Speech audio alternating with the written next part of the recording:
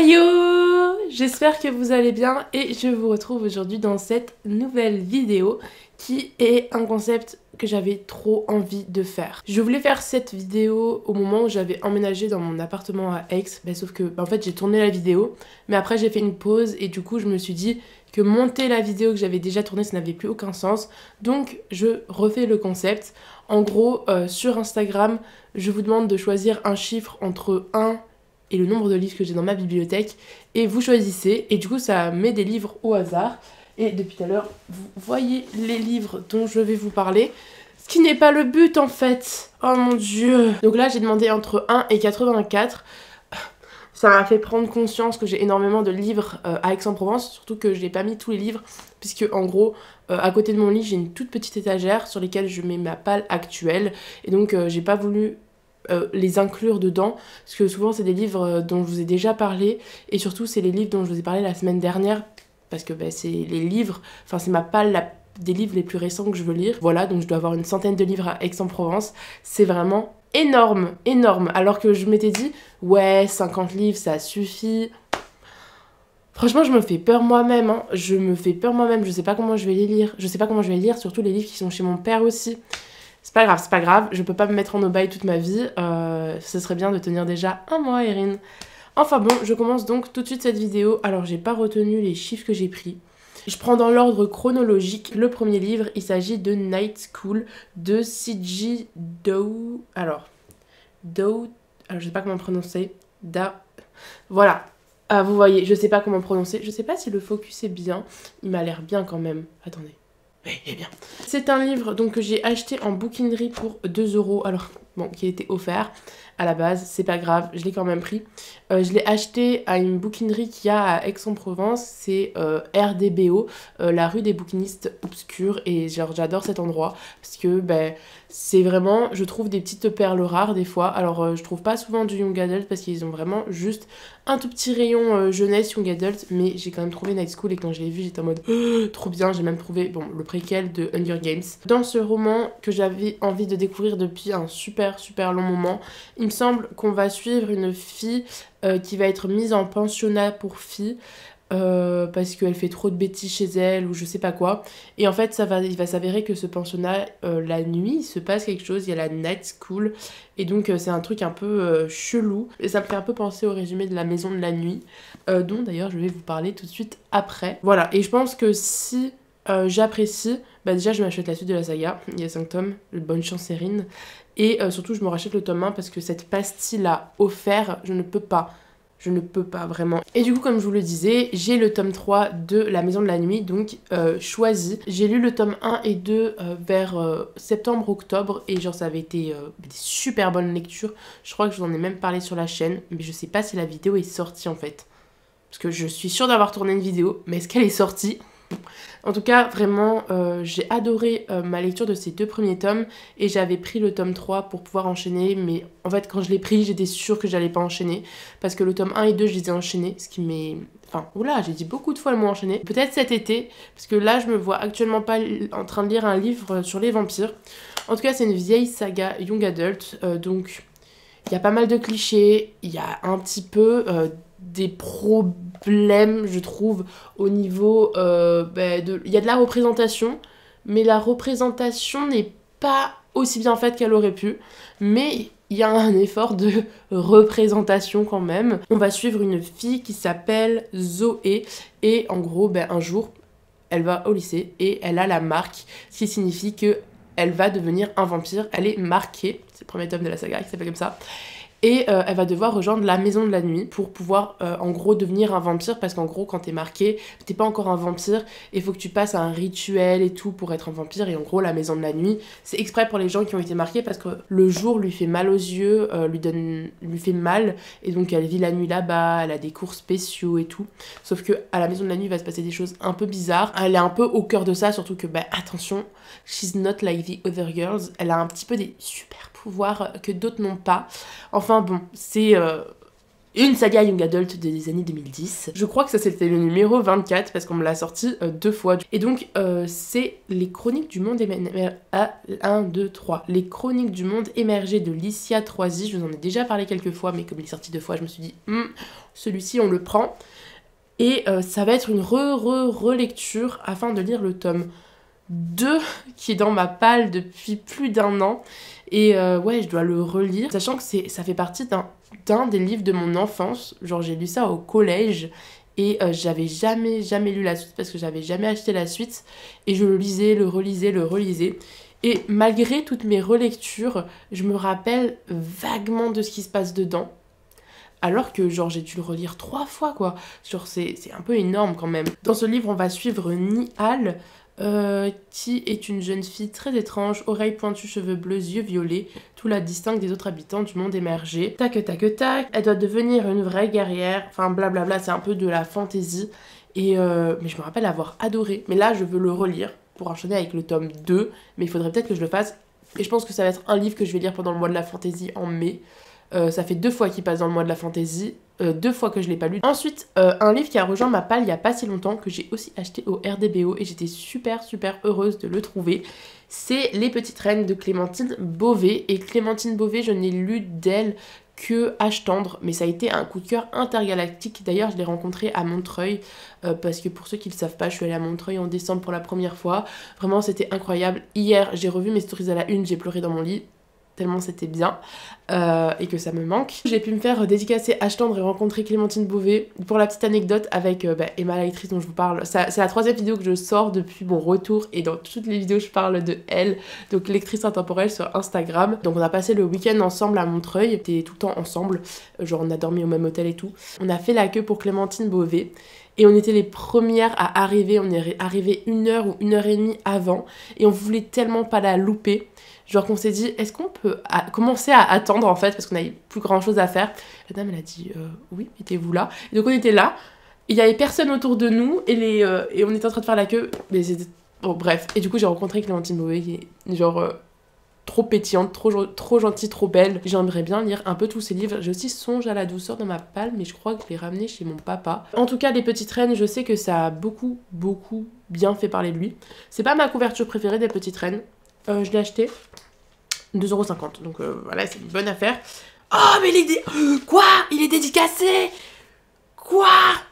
Je savais pas. Mais il n'y a pas de prénom. Donc ça devait être un... Pourquoi il n'y a pas de prénom? Regardez, il est dédicacé. Bon, ça me fait chier parce que je l'ai pas rencontré pour la faire la dédicace, mais écrit Peace, Love, Boudin, Clémentine Beauvais. Ah. Bon, il est dédicacé, je m'y attendais pas. Ça a l'air super drôle, j'adore Clémentine Beauvais. Je veux vraiment découvrir tous ses écrits, comme d'ailleurs les écrits de Marie Pavlenko. Ce sont 2 autrices françaises que j'aime beaucoup. On passe à un roman en VO, et celui-ci, je devais pas le ramener à la base à Aix. Mais quand je suis allée chez mes parents en décembre, pour les vacances de Noël, la sortie en français a été annoncée. Et oui, genre votre booktubeuse va vous dire ce livre est en français ou non. Donc la sortie en français est sortie normalement au mois de janvier ou décembre, je sais plus. Du coup j'ai fait, c'est l'occasion pour le lire. Évidemment, qui ne l'a pas lu? C'est moi. Tadam! In 5 Years de Rebecca Searle. Ou Searle. Celui-ci, je n'ai beaucoup entendu parler grâce à la Villa des Booktubeuses. Alors, ça regroupe Elisa, je vous mettrai les chaînes si j'oublie pas en barre d'infos, Léo de Léo Booktube et Brunel. Et il y a Chloé, Aude, Tara et une autre personne, je crois, dans la Villa des Booktubeuses. J'adore les suivre, ces filles-là. Genre, vraiment, j'adore. Et du coup, elles en ont beaucoup parlé. Alors, je l'ai acheté en VO cet été. Et j'avais vraiment super envie de le lire pour découvrir si moi j'aimerais bien. Parce qu'il y a beaucoup d'avis conflictuels au sein de la Villa des Booktubeuses. Soit la personne a adoré, soit la personne a détesté. Et je veux me faire mon propre avis dessus. Désolée, je suis malade. Dans ce roman, on va suivre une fille, je sais pas comment elle s'appelle, Dani, qui est mariée, il me semble, elle vient de se marier, elle a une bonne vie et tout. Et en fait, on va faire un rêve, et elle est aux côtés d'un autre gars, etc. Et 5 ans plus tard, en fait, ce rêve va se réaliser. Et il y a écrit, genre, sur la première de couverture, C'est une histoire d'amour, mais pas l'histoire d'amour à laquelle vous vous attendez. J'ai super envie de le lire, mais c'est pas ma prochaine lecture vidéo, parce que comme vous avez pu le voir dans ma vidéo de la semaine dernière, ça va être Before the Coffee Gets Cold. Après, on a aussi un livre qui a rejoint ma palle il n'y a pas si longtemps que ça, que j'ai acheté sur Vinted. Et je vous en avais d'ailleurs parlé dans la première vidéo sur ce concept que j'avais tourné mais qui n'est jamais sorti. C'est Le Passageur, Le Coq et l'Enfant, et c'est de Andoris, c'est chez les éditions Lynx. Et ce roman me tentait depuis sa sortie. J'adore la couverture, genre, et là, je sais pas comment vous expliquer, mais en fait la couverture, c'est comme le papier canson mais très épais, et genre en gros ça fait des lignes comme ça, et j'adore, oh j'adore. Elle est vraiment trop belle en plus, et j'aime bien, ça fait un peu à l'ambiance Miss Peregrine, que je n'ai toujours pas lu, qui est toujours dans ma palle. Ça a l'air un peu sombre et tout, je sais pas trop de quoi ça parle, j'ai pas très envie de lire le résumé, mais je pense que la couverture parle assez bien d'elle par rapport à l'ambiance du roman, et vous savez que genre je suis une lectrice à ambiance et à atmosphère. Souvent dans mes avis lecture, j'aime bien faire retranscrire l'atmosphère et l'ambiance qu'il y a dans ce livre, et s'il y a une bonne ambiance et une atmosphère qui m'emporte, souvent je serais plus à même en fait d'avoir un coup de cœur, même si les personnages ou l'intrigue n'est pas ouf. Et je pense que d'ailleurs il a été réédité chez les éditions Léa, parce que du coup Lynx et une autre maison d'édition ont fusionné, comme je vous en ai parlé d'ailleurs dans la vidéo de la semaine dernière. N'hésitez pas à aller la voir si ce n'est pas fait. Maintenant on va passer à 2 mangas, parce que en gros mes mangas sont à côté, genre faudrait que je vous fasse un petit bookshelf tour un jour, mais en fait c'est pas des vidéos que je regarde, mais juste pour que vous voyez, peut-être pendant un vlog, je vous montre un petit tour vite fait de comment c'est juste arrangé. Et donc on a le premier tome de Birdcage Castle de bon, on va le dire à la française, excusez-moi, hein. Tutaru Minami, et c'est publié chez les éditions Doki Doki. Donc attention, je vous préviens tout de suite, ce manga n'est plus, en gros le tome 4 ne va plus être imprimé. Donc il y a le tome 1, 2, 3, mais pas le tome 4. Et en gros, j'ai acheté en lot sur Vinted le tome 1, 2, 3, 4, puisque ça faisait un moment qu'il était dans ma wishlist. Et quand Kimi Collection a dit que le tome 4 n'était plus imprimé, j'ai dit bon ok, tu cherches un lot sur Vinted avec le tome 1, 2, 3, 4, je crois que je les ai trouvés à 20 €. Donc j'ai fait j'achète. C'est un huis clos il me semble, et c'est un jeu de survie, un survival, du coup ouais c'est un survival game.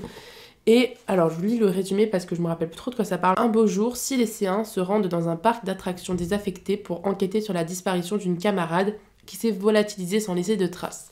Mais à peine ont-ils mis les pieds dans ce mystérieux château de la cage aux oiseaux qu'ils perdent connaissance. À leur réveil, les lycéens sont enchaînés 2 par 2. Parviendront-ils à sortir vivants de ce château, truffé de dispositifs maléfiques disséminés ça et là par une inquiétante main invisible? Je m'enchaînerai la saga quand je la lirai, et je pense que je me la lirai pendant un readathon que je ferai avec Emma la lectrice, parce que tous mes readathons je les fais avec elle. Et du coup l'autre manga dont j'avais vraiment envie de vous parler, et après on a un roman et la vidéo sera terminée. En gros c'est un peu le manga qui m'a ruiné ce mois-ci, ce mois de janvier. Normalement la vidéo sortira en février quand elle sortira. Et donc en gros c'est une série de mangas, alors je vous montre, hein.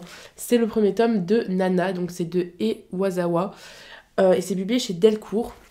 Alors pour vous expliquer un petit peu, si vous savez pas Nana, qu'est-ce que c'est? Alors j'ai vu le premier épisode de Nana avec une amie, et j'avais plutôt bien accroché. Et je sais que Nana, objectivement c'est super bien, genre à chaque fois que j'entends parler de Nana, c'est pour me dire c'est ma saga de manga préférée, j'adore Nana, j'adore.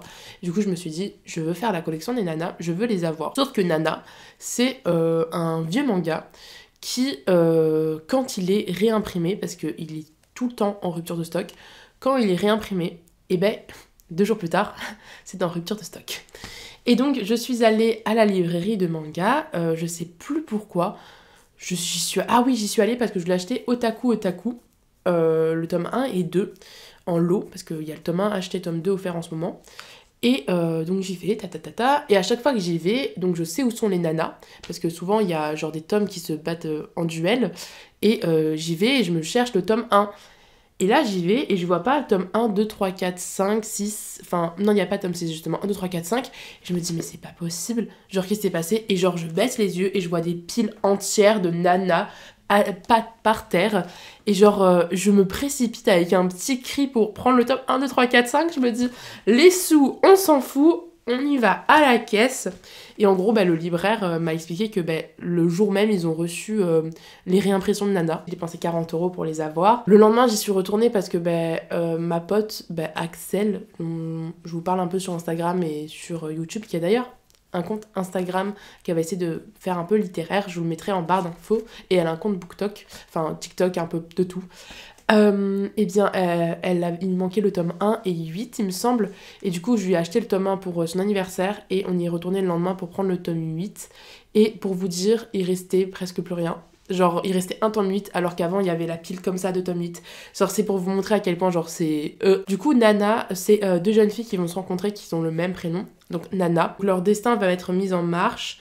Et du coup, elles vont en gros avoir une colocation ensemble, si j'ai bien compris, le premier épisode que j'ai vu. Elles vont se revoir au moment d'habiter ensemble. Et du coup, elles vont dire, on va devenir colocataires. Il y a de la musique, il y a de l'amitié, de l'amour et tout, ça a l'air super bien. Alors moi, à chaque fois, je suis en mode, waouh, Nana, ça a l'air trop comfy. On me fait, non, Irine, c'est pas comfy, Nana. Apparemment, c'est super triste. Bon, écoutez, j'ai vraiment très envie de les lire. Et enfin, le dernier livre, mais pas des moindres. Tadam! Sorcery of Thorns de Margaret Rogerson chez les éditions Big Bang. Et c'est l'édition Grimoire. Quand l'édition Grimoire est sortie, je me suis dit, vas-y girl, c'est ton moment, c'est le moment de l'acheter.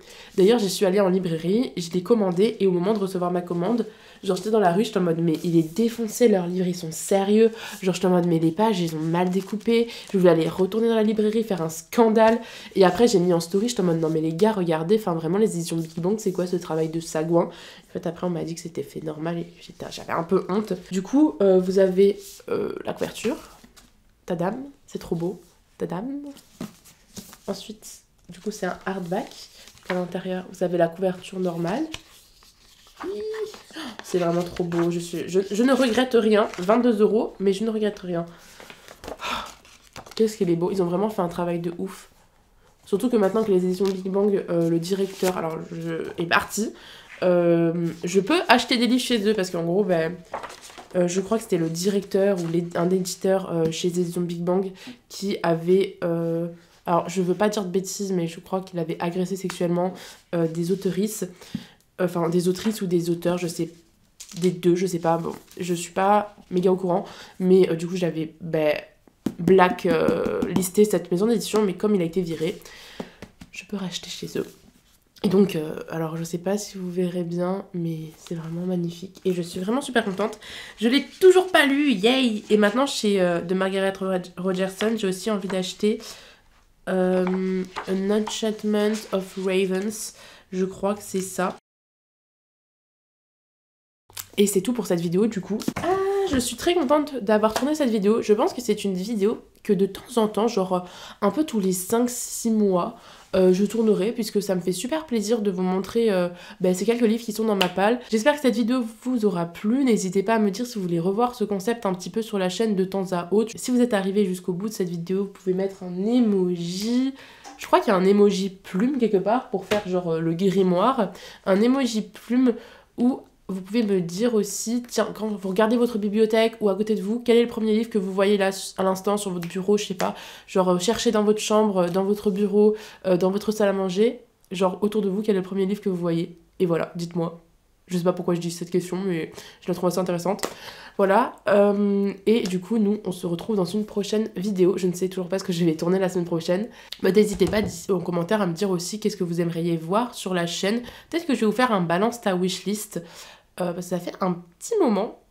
Voilà. Et on se retrouve du coup la semaine prochaine pour une nouvelle vidéo. Et j'espère que d'ici là, vous vous serez mariés avec votre book boyfriend ou votre book girlfriend. Et qu'ensemble, vous aurez beaucoup de livres. Ciao!